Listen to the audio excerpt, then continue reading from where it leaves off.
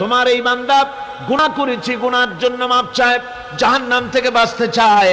আল্লাহ পাক বলেন, ফেরেশতারা আমার এই বান্দারা আমারে দেখেছে নাকি? বলে দেখে নাই।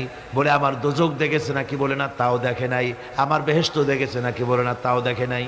আল্লাহ পাক বলেন, ফেরেশতারা সাক্ষী থাকো, ওরা আমাকে দেখে নাই, আমার বেহেশত দোজখ কিছুই দেখে নাই, শুধুমাত্র আমার নবীর কথা, আমার কোরআনের কথা বিশ্বাস করে আরামের ঘুমকে হারাম করে যেভাবে তারা কাঁদতেছে, সাক্ষী থেকে যাও ফেরেশতারা, আমার রহমতের দরিয়ায় জোশ মেরেছে, আমার ওই ক্রন্দনরত বান্দাগুলিকে আমি আল্লাহ মাফ করে দিলাম।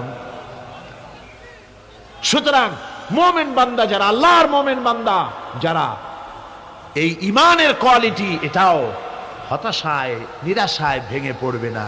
গুনাহ তো মানুষই করে, গুনাহ হয়ে গেছে, মাপ চাও। তোমার গুনাহ কদ্দুর? তোমার গুনাহ যদি হয় পাহাড় সমান, আল্লাহর রহমত আকাশ সমান। জাহান্নামের কঠিন শাস্তি থেকে বাঁচতে হলে আল্লাহর প্রতি ঈমান আনতে হবে।